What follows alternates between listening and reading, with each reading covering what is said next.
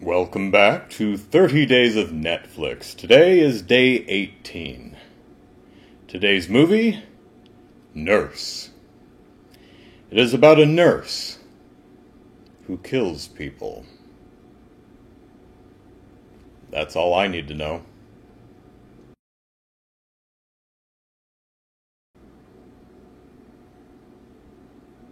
Well, it's not exactly what I was expecting. There is a nurse. She does kill people.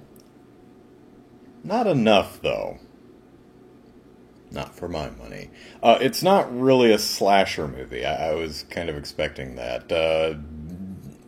Crazy nurse kills all her patients and stuff. No, it's nurse with a very unique point of view. Kills men who cheat on their wives. I think we can all get behind that. But then she mentors a new nurse, an up-and-coming nurse at the hospital, and becomes her friend, takes her out for drinks, gets her very, very, very, very, very drunk, smooches the heck out of her, takes lots of selfies while smooching her, then grabs another guy off the dance floor and jams his face into her face and makes them smooch each other and takes pics of that too, and then takes them both home and has sex with them.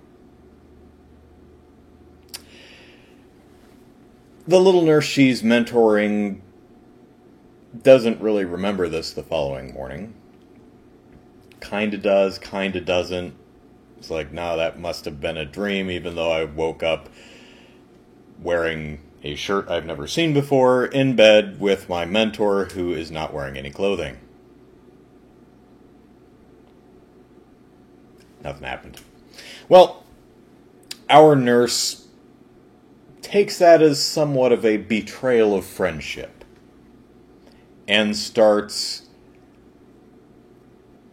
doing weird things like mailing the pics to her, and then mailing the pics to her boyfriend, and then the film presents it's one of those, this person's stalking me, she's doing all this weird stuff, and everyone, no, you're the one who's being weird, you're the one who's obsessed with her, she's perfectly normal. It's one of those. It's what I assume single white female is like, but I've never watched it, so I don't know. I have something stuck in my teeth. I'm trying very hard not to go on camera because that's disgusting. I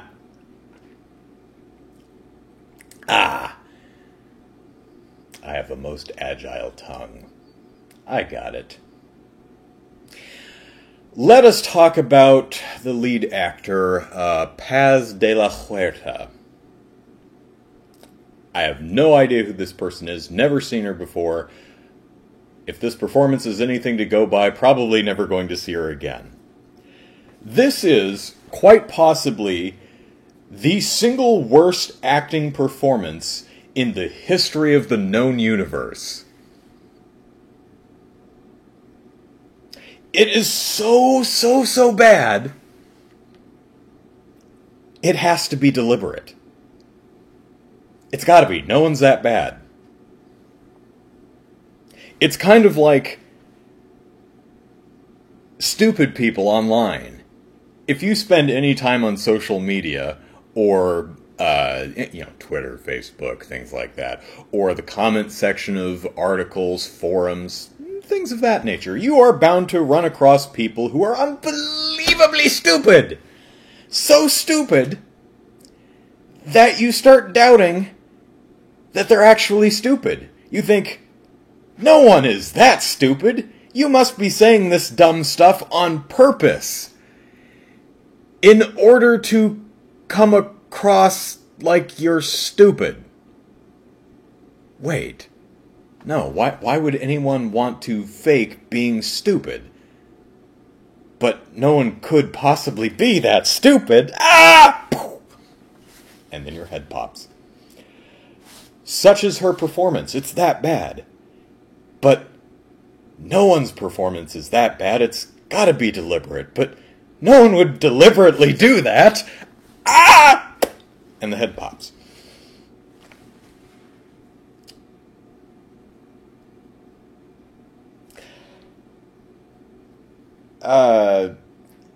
I'm trying to remember the actor's name in Human Centipede. Dieter Leiser? I have to go look up my German pronunciation again. But the guy who plays Dr. Heiter in Human Centipede. One of the things it's a great performance. One of the things I really like about it is Dr. Heiter does not make any attempt to disguise the fact that he is an evil mad scientist and he's going to experiment on you. Whether you are a group of kids who just wandered onto his porch in the middle of the night, or you are police officers looking for the people who have gone missing, he does not care. He makes no attempt to hide the fact that he is a crazy mad scientist who kills people. Such is Nurse Abby, or whatever her name is in this movie. She acts like she is an alien in human skin who maybe saw one sitcom and has absolutely one, Earth sitcom and is basing its performance as a human being on that one thing. It is the weirdest performance. What's even more weird than her performance is the fact that everyone else in the movie buys it. No one seems to think this woman is slightly off. Which makes me wonder if everyone else in the movie is crazy. There's too much CG in the what gore effects there are.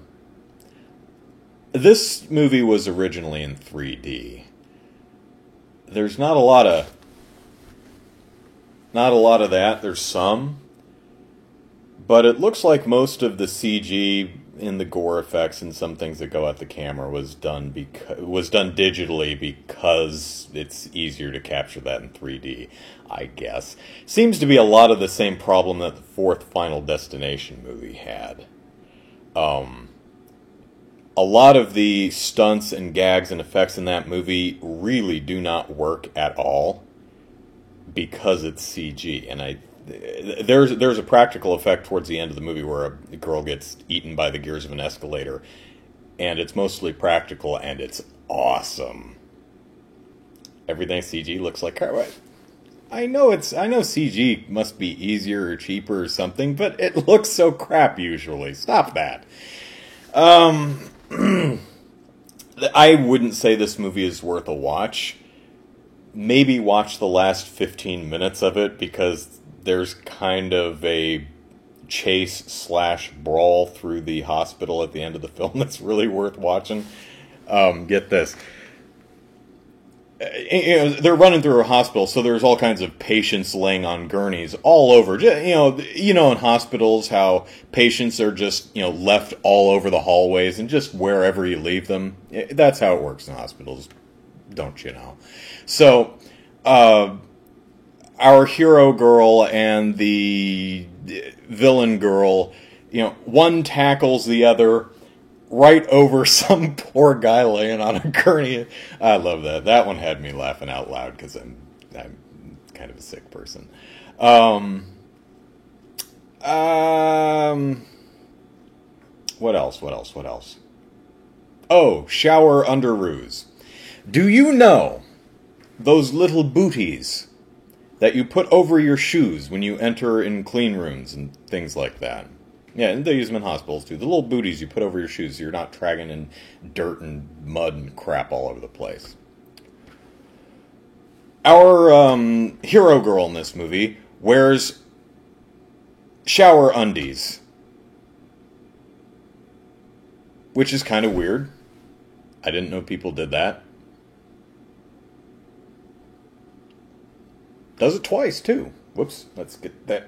That's two. Yes, two. Twice. That's three. Twice. It's weird, because, she's doing the thing against the wall, with her arm tucked down here so you can't see upper nudity, and the camera's back there, and then the camera pans down and pans down. I'm like, we're gonna cut away. Nope, it keeps panning down, and she's wearing flesh-colored undies in the shower. And it's not like the band of the underwear snuck up on into the frame. Nope, they're just shower undies. And there's two shower scenes, where she's doing the against the wall, showing off her shower underoos. Now, to be fair, this is a public shower in it's a staff shower, I guess, at the hospital. It's in the locker room. So maybe people wear shower undies for modesty's sake. Me, I wear this in the shower for modesty's sake. Even when I'm home alone. Oh, yeah. Yeah, it's that bad. So, yeah. Hey, Judd Nelson is in this. I don't know if I've seen him in anything since The Breakfast Club, but I must have. But who else is in it? Kathleen Turner has a small part. Niecy Nash is in it, doing her Niecy Nash thing, and if the Niecy Nash thing is something that bothers you, she does get punched square in the face in the movie, so best of both worlds, no matter what side of the Niecy Nash line you fall on. Yeah. No, not very good. Not really worth watching. There is some good stuff, and Paz de la Huerta's is there a T in there? I think so. Her performance is just so damn odd. It's got to be a deliberate choice, and it's almost fascinating in that regard. So if you may watch the movie just you're just watching her performance, because it is one of the oddest performances I've ever seen. It's I hesitate to call it bad, because no one is just naturally that bad. It's got to be deliberate, right? Pop. See you tomorrow.